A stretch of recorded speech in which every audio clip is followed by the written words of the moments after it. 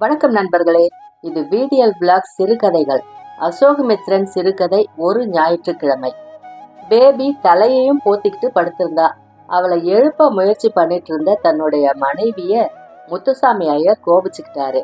அவ தான் ஞாயிற்றுக்கிழமைகள்ல 7 மணிக்கு முன்னால குரல் கொடுக்க கூடாது அப்படின்னு சொல்லி இருக்கிறாளே, இன்னைக்கு ஒரு நாள் தானே குழந்தை இப்படி தூங்க முடியும் அப்படின்னு சொல்றாரு. குழந்தை கையில ஒண்ணு இடுப்புல ஒண்ணுன்னு 4 குழந்தைங்க இருக்கிற வயசாச்சு அப்படின்னு சொல்லிட்டு அவரோட மனைவி உள்ள போனாங்க. முத்துசாமி ஐயர் பேபி பேபி அப்படின்னு கூப்பிட்டாரு. பேபி படுத்துக்கிட்டே, இது என்னப்பா தொந்தரவு அப்படின்னா. முத்துசாமி ஐயர் சட்டென நிறுத்திக்கிட்டாரு. அவருடைய மனைவி, அடுப்புல வச்சிருக்கிற பால் பொங்கி வழிஞ்சிடாம பாத்துக்கோங்க, நான் குளிச்சுட்டு வந்துடுறேன் அப்படின்னு சொன்னாங்க. அப்படியே வாசல்ல கறிக்காய்க்காரன் போனா கூப்பிட்டு குழம்புக்கு ஏதாவது வாங்குங்க அப்படின்னும் சொன்னாங்க. முத்துசாமி ஐயர் கரண்டி கொண்டு பாலை கிளறினாரு. வெளியில செய்தித்தாள் கிடந்தது. வழக்கத்தை விட இன்னைக்கு அதிக பக்கங்கள். முத்துசாமி ஐயர் விவாக பகுதியில வந்திருந்த விளம்பரங்களை முதல்ல பார்த்தாரு. அப்பாடா, இன்னைக்கு ஒன்னும் எழுதி போட வேண்டியதில்லை அப்படின்னு நினைச்சுக்கிட்டாரு. குளிச்சுட்டு வந்த அவரோட மனைவி, பாலில் போட்டிருந்த கரண்டி எங்க அப்படின்னு கேட்டாங்க. முத்துசாமி உள்ளே போய் இதோ அப்படின்னாரு. வாசல்ல கறிக்காய்க்காரனை நிறுத்தி வச்சிருக்கீங்களா? இல்லையே. இப்போ ஒருத்தர் தெருவுல கூவிட்டே போனானே, நான் கவனிக்கவே இல்லையே. அப்போ பேபி எழுந்து வந்தா. என் டூத் பேஸ்ட யார் எடுத்தாங்க அப்படின்னு கேட்டா. மேல வந்து விழாத, உன் பேச்சுக்கு யார் வந்தா அப்படின்னு அம்மா சொன்னாங்க. முத்துசாமி ஐயர், வெந்நீர் அறையில ஒண்ணு பார்த்தேன், நேத்தைக்கு நீ மறந்து போய் அங்கேயே வச்சுட்டு வந்தியோ என்னவோ அப்படின்னாரு. பேபி உள்ளே போனா.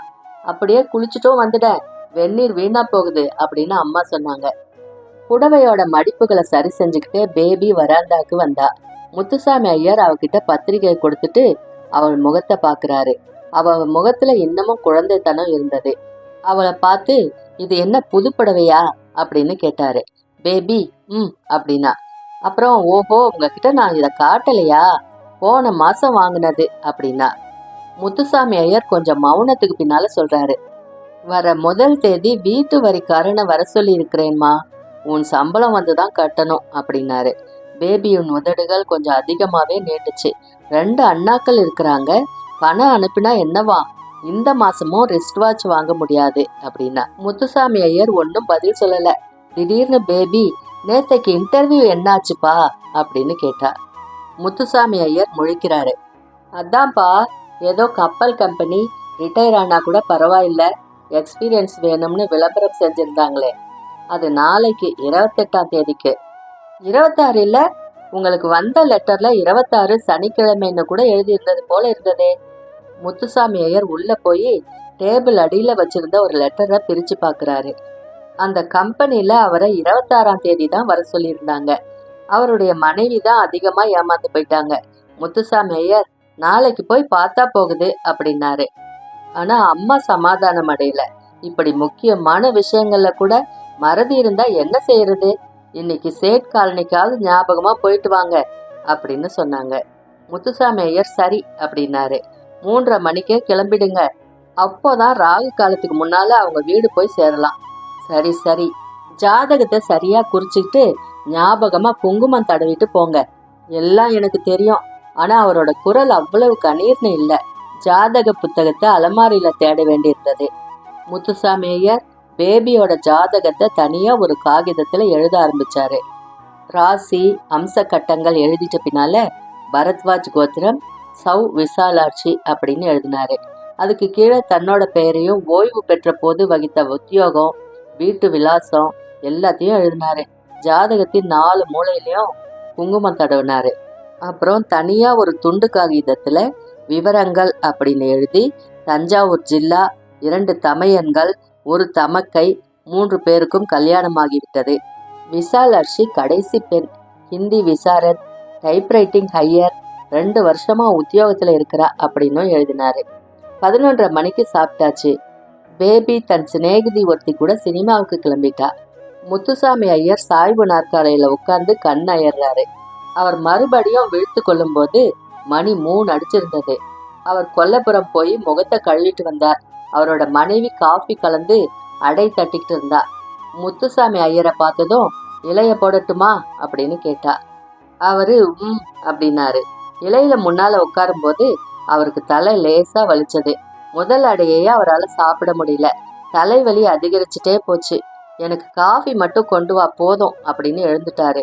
காஃபி சூடா இருந்துச்சு. ஆனா தலைவலி மட்டும் குறையல. முத்துசாமி ஐயர் நாற்காலியில சாஞ்சிக்கிட்டு எனக்கு தலைய வலிக்கிறது அப்படின்னு மனைவி கிட்ட சொன்னாரு.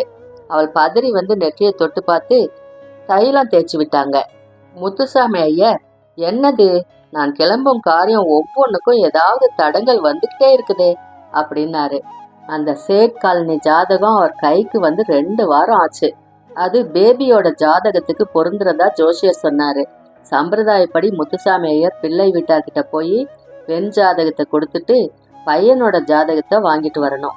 முத்துசாமி ஐயர், நான் போயிட்டு வரேன், இப்போ கொஞ்சம் பரவாயில்ல அப்படின்னாரு. உடனே பஸ் கிடைக்கல. 4:15க்கு தான் பஸ் கிடைச்சிச்சு. பஸ்ஸை விட்டு இறங்குறப்ப ராகு காலம் ஆரம்பிச்சு 10 நிமிஷம் ஆயிடுச்சு.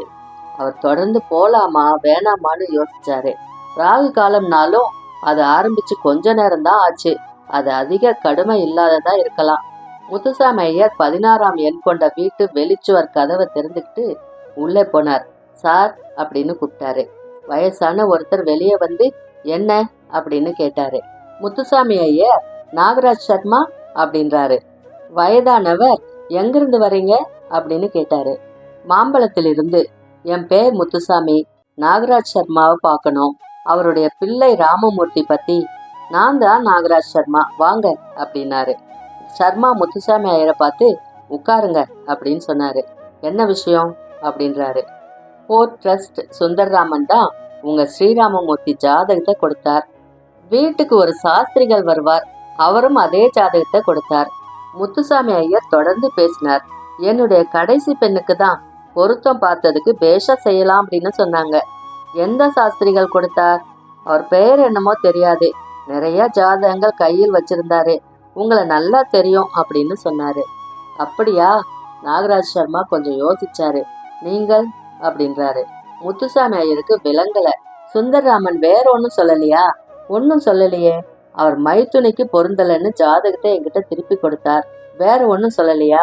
குலம் கோத்திரம் பற்றி ஒன்னும் விசாரிக்க வேணாம், ரொம்ப நல்ல இடம்னு சொன்னார். அப்படின்னாரு சர்மா. அப்புறம் நீங்க வடமர் தானே அப்படின்னு கேட்டாரு. வட தேசத்து வடமன், நன்னில மருகில், எந்த இடமோ? ஓலகம். ஓலகமா அப்படின்னாரு சர்மா. அப்புறம் மறுபடியும் யோசிச்சுட்டு உட்கார்ந்துருந்தாரு. அவர் முகத்துல ஒரு எரிச்சல் குறி படுந்தது. கீதா அப்படின்னு கத்தி கூப்பிட்டாரு. ஒரு 10 வயசு பொண்ணு. என்னப்பா அப்படின்னு கேட்டுக்கிட்டு வந்தா. இந்த சனியன் என்ன கத்துது, ஆஃப் பண்ணு அப்படின்னாரு. கீதா ரேடியோவை ஆஃப் பண்ணிட்டு போனா. சர்மா, கடைசி பெண்ணு தானே சொன்னீங்க அப்படின்னாரு. ஆமா, எனக்கு 2 பெண்ணும் 2 பிள்ளைகளும், இவள் தான் கடைசி குழந்தை. ஜாதகத்தை மாத்திக்கிட்டு போகலான்னு வந்தேன். அதுக்கு என்ன அப்படின்னாரு சர்மா. முத்துசாமி ஐயர் பேபி ஜாதகத்தை அவர்கிட்ட கொடுக்கறாரு. சர்மா அதை வாங்கிட்டு திரும்பி அவர் தலைக்கு மேல கடிகாரத்தை பாக்குறாரு. முத்துசாமி ஐயர், பஸ் சரியா கிடைக்கல அப்படின்னாரு. அதுக்கு இல்ல, இதெல்லாம் 1000 காலத்து பயிர் அப்படின்னுவாங்க அப்படின்னாரு சர்மா. அப்புறம் முத்துசாமி ஐயர் கொடுத்த ஜாதகத்தையும் எழுதி இருந்த விவரங்கள் எல்லாத்தையும் நிதானமா படிச்சாரு. அப்புறம் கீதா அப்படின்னு கூப்பிட்டாரு. கீதா வந்து நிக்குது. சர்மா, அண்ணா மாடியில இருக்கிறானா அப்படின்னு கேட்டாரு. ஒரு அண்ணாவும் வீட்டுல இல்ல, எல்லாரும் வெளியில கிளம்பியாச்சு. அப்போ நீ தான் போய் என் ஆபீஸ்ல கருப்பு பெட்டியில இருந்து ராமு ஜாதகத்தை கொண்டு வா. அப்புறம் 2 கையாலையும் முத்துசாமி ஐயருக்கு கொடுத்தாரு. ஜாதகம் மஞ்சள் காகிதத்திலேயே அச்சிடப்பட்டிருந்தது. நாங்க பொருத்தம் பார்த்துட்டோம், நீங்களும் பாருங்க அப்படின்னாரு முத்துசாமி ஐயர். பாக்குறேன். சுந்தர்ராமன் வந்தப்பவே ராமமூர்த்தி சொல்லிட்டான், இந்த வருஷம் அவனுக்கு கல்யாணம் இல்லைன்னு. ஓஹோ அப்படின்னாரு முத்துசாமி ஐயர். அவருக்கு ஏதோ ஒரு பலு குறைந்தது போல தோணுது. எனக்கு கல்யாணத்துக்கு காத்துட்டு ஒரு பெண் இருக்கிறா. ஒண்ணு என்ன, 2 பேர் இருக்காங்க. தங்கைகளுக்கு முதல்ல முடிச்சிரு அப்படின்னு சொல்றான். ஓ, நானும் ஏதோ சொல்லி பாக்குறேன், அதுக்கும் இதுக்கும் என்ன சம்பந்தம்னு அவன் அதுதான் முக்கியம் அப்படின்றான். ஏதோ நான் மறுபடியும் சொல்லி பாக்குறேன். சரின்னு சொன்னா உங்களுக்கு தகவல் அனுப்புறேன். சரி, நான் வர்ற வாரம் வந்து பார்த்துட்டு போறேன். வேணாம், ஏதாவது இருந்தா உங்களுக்கு ஒரு கார்டு எழுதி போட்டுடுறேன். உங்களை ஏன் வீணா அலக்கழிக்கணும்? முத்துசாமி ஐயர் வெளியே வந்தப்போ தலைவலி பூரணமா விலகி விட்டதா அவரால் உணர முடிஞ்சது. அடுத்த தெருவுல நண்பர் ஒருத்தர் இருந்தாரு. முத்துசாமி நண்பர்கிட்ட பல விஷயங்களை பத்தி பேசிட்டு இருந்தாரு. அவருக்கு ஒரு டம்ளர் காஃபியும் கிடைச்சது. முத்துசாமி ஐயர் பிளாட்பாரத்தை அடைஞ்ச உடனே அங்க இருந்த வெற்றிலை பாக்கு கடையை தாண்டி போனாரு. அதுக்கு கொஞ்சம் தள்ளி இருக்கிற பெஞ்ச் ஒண்ணுல மூட்டை முடிச்சுகளோட உட்கார்ந்திருந்த சில பெண்மணிகளோட பேபியும் உட்கார்ந்திருந்தா. அவள் எதிரில பார்த்த உடனே அருவருப்பும் பயமும் எழக்கூடிய உடையும் பாவனையும் கொண்ட 4 இளைஞர்கள் சிகரெட் குடிச்சுக்கிட்டு உறக்க சிரிச்சுக்கிட்டும் பாடிட்டும் இருந்தாங்க. முத்துசாமி ஐயர் பேபி கண்ணில் படாம ஒதுங்கிக்கிறாரு. அவர் ஏதாவது செய்யவோ சொல்லவோ போனா அவங்க அவரை பிச்சிருவாங்க. அவங்கள ஒண்ணுமே செய்ய முடியாது, நீ யார் கேக்குறதுக்கு அப்படிம்பாங்க. முத்துசாமி ஐயருக்கு வேர்த்து போச்சு. பேபி பகல் காட்சிக்கு போறேன்னு போனவ இப்போதான் வீடு திரும்புறா போல. தினமும் அவ வீடு திரும்பும் போது இருட்டிடுது. அப்படின்னா தினமும் இந்த மாதிரி ஆபத்துகளுக்கு இடையில எந்த பாதுகாப்பும் இல்லாம அவ போயிட்டு வர்றா. அவளுக்கும் கல்யாணம்னு ஒண்ணு செஞ்சிருந்தா இந்த துடிப்புக்கு சந்தர்ப்பமே இருந்திருக்காது. இதுக்குதான் அந்த காலத்துல 10 வயசுக்கும் 12 வயசுக்குள்ளேயும் கல்யாணம் செஞ்சு வச்சாங்களோ. மங்களத்துக்கும் தனக்கும் கல்யாணம் ஆகும்போது மங்களத்துக்கு 10 வயசு கூட நிரம்பலையே. ரயில் ஒண்ணு வந்து நிக்குது. பேபி கூட்டத்தோட கலந்து போய் வண்டியில ஏறிக்கிறா. முத்துசாமி ஐயர் பின்தங்கியே நிக்கிறாரு. 2 முறை ஊதல் ஊதிய பின்னால ரயில் கிளம்பி போயிருச்சு. முத்துசாமி ஐயர் பிளாட்பாரத்துல நடக்கிறாரு. அவருடைய மூத்த பெண்ணுக்கு ரொம்ப நாளுக்கு முன்னாலேயே அவள் 8வது படிக்கும் போதே கல்யாணம் சுலபமா நடந்துருச்சு. ஒரு ஜாதகம்தான் முத்துசாமி ஐயர் கிட்ட வந்துச்சு. அது பொருந்தி மாப்பிள்ளைக்கு பிடிச்சு கல்யாணம் நடந்துருச்சு. அவருடைய பிள்ளைகளுக்கும் மருமகள்கள் வந்து ஒருத்தன் ஹைதராபாத், ஒருத்தன் பம்பாய் போயிட்டாங்க. பேபிக்கு தான் வருஷ கணக்கா ஒன்னும் நடக்கல. இன்னைக்கு போன இடம் கூட இல்லைன்ற மாதிரி தான். பேபிக்கு ஏன் இவ்வளவு அதிர்ஷ்டம் இல்ல? பேபிக்கு அதிர்ஷ்டம் இல்லையா, இல்ல அவருக்கு தான் கையால் ஆகலையா? முத்துசாமி ஐயருக்கு தான் மத்தியானம் 1/2 மணி முன்னால கிளம்பி இருக்கணும்னு தோணுச்சு. ராகு காலத்துக்கு முன்னால போயிருந்தா ஒருவேளை இந்த அசிஸ்டன்ட் ப்ரொஃபசர் ராமமூர்த்தியே நிச்சயமாயிருக்கலாம். ஏன் சொல்லி வச்ச மாதிரி அந்த நேரத்துல தலைவலி வரணும்? இந்த வரணும் இல்லைன்ன உடனே அந்த தலைவலி பறந்து போயிடுச்சே.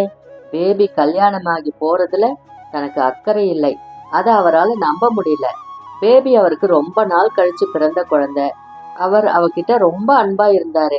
அவளுக்கு நிறைய சலுகைகள். அவள் எப்ப வேணாலும் எழுந்திருக்கலாம், எங்க வேணாலும் போகலாம், எப்படி வேணும்னாலும் பேசலாம். ஆனா முதல் தேதி வந்த உடனே சம்பளம் மட்டும் அவர் கையில கொடுத்துட்டா போதும். முத்துசாமி ஐயர் அப்படியே ஒரு நிமிஷம் நின்னுட்டாரு. பேபி கிட்ட அவர் காட்டுற பரிவும் சலுகையும் எதுக்காகன்னு இப்போ தெரிஞ்சிருச்சு. இதெல்லாம் அவளுக்கு பின்னால சங்கடத்தையும் துக்கத்தையும் தரலாம். ஆனா யார் எப்படி போனா என்ன, அவருக்கு இன்னும் மிஞ்சி இருக்கிற கொஞ்ச காலத்தை அதிகம் உடல் அழட்டிக்காம காலம் தள்ளணும். பேபி கணவன் வீட்டுக்கு போயிட்டா அவள் கொண்டு வர்ற பணம் வராது. பிள்ளைகளை கேட்டு கடிதம் எழுத தைரியம் இல்ல. அப்புறம் எவனாவது வேலை கொடுக்கறேன்னு சொன்னா அவன் கூப்பிட்ட நேரத்துக்கு அவன் முன்னால போய் நிக்கணும். முத்துசாமி ஐயர் நடுங்கிதான் போயிட்டாரு. ஈஸ்வரா, என்னை என்னிடமிருந்து காப்பாற்று அப்படின்னு சொல்லிக்கிட்டாரு. 2-3 பேர் அவரை திரும்பி பார்த்தாங்க. அநேகமா அவர் உறக்க பேசியிருக்கணும். முற்றும். மீண்டும் ஒரு நல்ல கதையோட உங்களை சந்திக்கிறேன். அது வரைக்கும் உங்களிடமிருந்து நன்றி கூறி விடைபெறுவது VDL Vlogs VDL. நன்றி, வணக்கம்.